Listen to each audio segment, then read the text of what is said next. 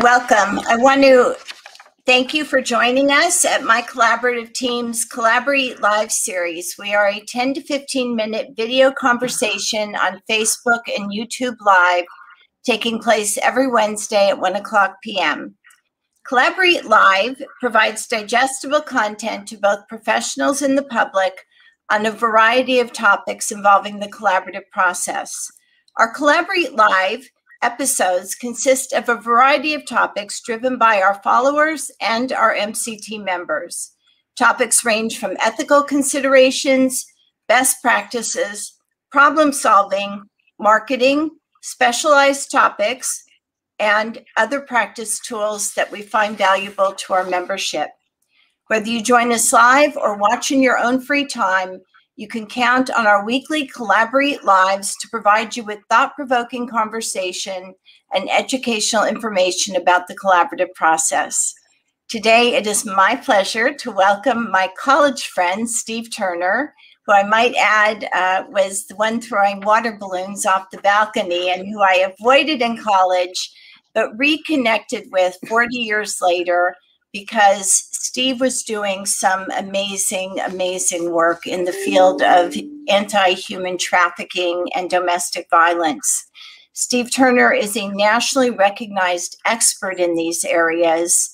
He was formerly served as the Chief Counsel to the Pennsylvania Department of State, Chief Counsel to the Pennsylvania Commission on Crime and Delinquency, and Chief Counsel to the Pennsylvania Office of Inspector General. And in talking to Steve one afternoon about the work that he does, it occurred to me that some of the trauma Steve was seeing in the work he was doing really related to the trauma that we see in the collaborative process. So Steve, can you tell us how trauma hits our clients in the collaborative process, where you see a correlation between the trauma and the victims you see in what you do and the trauma now that you've been trained collaboratively in the collaborative process? Yeah, well, thank you, Becky. I've been involved in anti-domestic violence work since 1998. And I've represented pro bono countless women and children in Pennsylvania on protection from abuse cases, where they were literally at times beaten to within an inch of their life. And the trauma, the physical, emotional toll that takes on women and children has been horrific. And I've got more war stories that I can share. I've also been involved for a number of years now on anti-human trafficking efforts and the trauma that the survivors of trafficking cope with. Can you imagine someone being raped 20 to 30 times a day? I mean, so, I hope no one ever encounters that type of level of trauma, complex trauma. But the point is this: the wonderful work that collaborative family practice is doing, the collaborative divorce process. You know, we have to assume, obviously, and I know folks are trained on this, that a certain number of participants, of clients and their children are going to have survived different levels of domestic violence, whether it is physical, emotional, or both. And there's other types of trauma that affect people. And trauma is something for the therapists out there, they will tell you, and obviously I agree, that trauma is trauma in terms of it can hardwire your brain. It affects you, and it can be triggered through a variety of things to send you back into the trauma scape, which nobody wants to be in. I think the beauty and power of collaborative, I mean, there's so many things, but one thing is that we can work with folks who have survived different levels of domestic violence trauma, as long as we can ensure a safe space, physically, emotionally, psychologically, and get them through to the other side with a divorce, with an agreement, a parenting plan that is going to help mitigate the trauma that either client has gone through and the children, mitigate it and hopefully have a path forward. But this trauma, it hides. I mean, sometimes, and I have dealt with countless women and children and a few men who've been victims of domestic violence. I mean, the stats are horrible. They're 95% of the victims are female and children. But so that's how I'm going to talk about it. There's kind of horrific, lopsided statistics. But the trauma that goes through this, then, one of the wonderful things about collaborative is, without litigating, without getting into yet another war, a war that is costly financially, in terms of time, in terms of uncertain outcome, and can trigger even more bad memories and PTSD, that what collaborative can do, as long as we can safety plan and work with folks, is to smooth the roadway. Go ahead, Becky.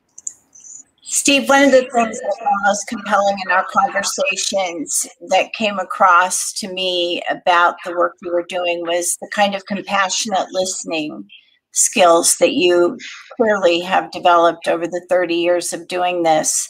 How does one become a compassionate listener? You know, I guess there's a course you take. I don't know. I mean, I think some of this is, the first key, I think, is having an open heart and an open mind. And while that sounds trite and like a Hallmark card, but it's not. I mean, when you open yourself to being compassionate to a human being that you don't know exactly where they have come from and what they have gone through, but you do it without judgment, with an open door, a lot of times I encounter people in a different space than you folks do in collaborative. I mean, I'm encountering people at times where they have literally escaped from with their lives in either a domestic violence or human trafficking situation. I mean, some of them literally had a 15-second window where they were either going to be alive or dead. So, and then here I am. I am a Caucasian male.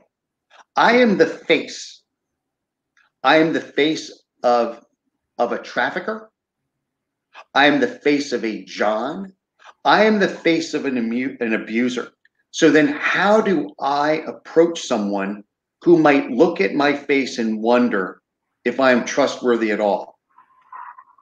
And all I can tell you is the projection outward of a simultaneous physical safety, there is no physical threat.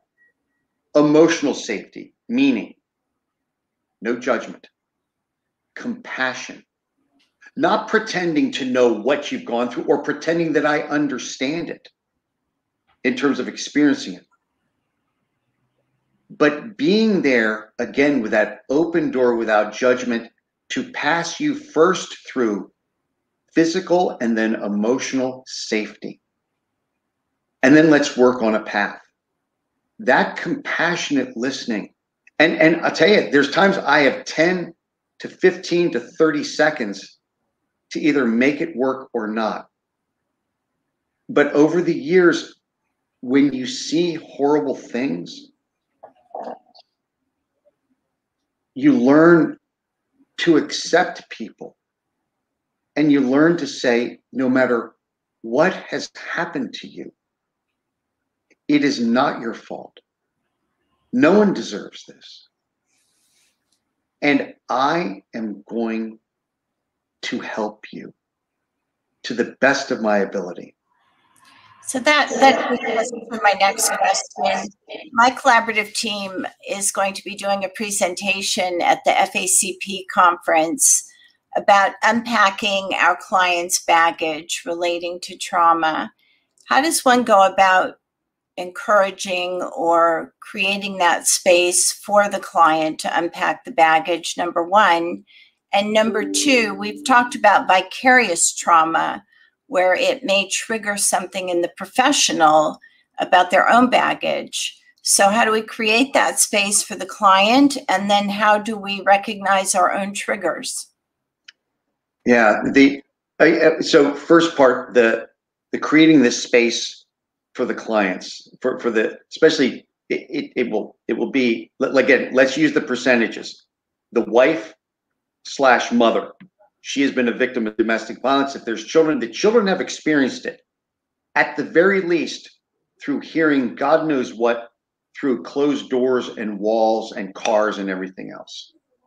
So setting the tone with having the mental health professional, the neutral there, to ensure that that space is safe, again, physically and emotionally. I mean, one of the things, Rhonda Fuchs, who's a fantastic therapist, is going to be one of the 5 of us presenting at FACP. I mean, you know, Rhonda will strategically place herself at the head of the table so that the clients are physically separated, but which conveys that we're all at the table.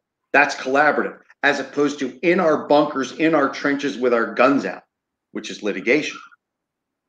But we're at the table, but Rhonda and others like her, and this is the lawyer's job too, to ensure with each of the clients that we understand the landscape and we're going to take care of people. We're going to ensure that those rules of engagement of calm, compassionate, respectful communication are adhered to. Or again, we take a break, we'll take a time out, and we'll collect ourselves, we'll huddle, we'll collaborate, we'll make things happen.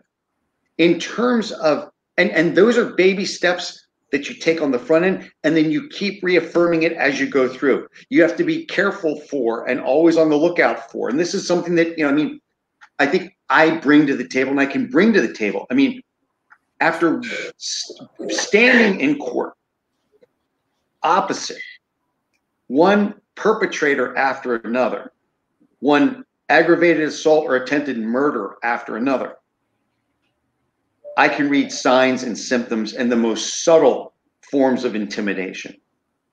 And so you need to have your head up for that. In terms of vicarious trauma, so many of us carry trauma that, again, we don't talk about normally.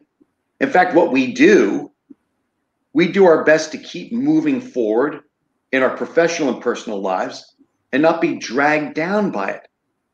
But everybody can have a trigger, sometimes multiple triggers.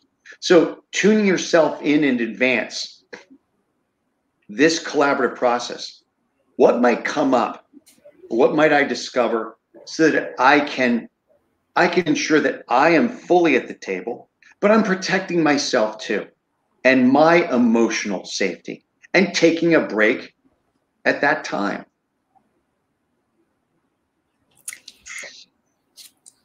What can you tell us about in a quick excerpt about the presentation we'll be doing at the FACP conference?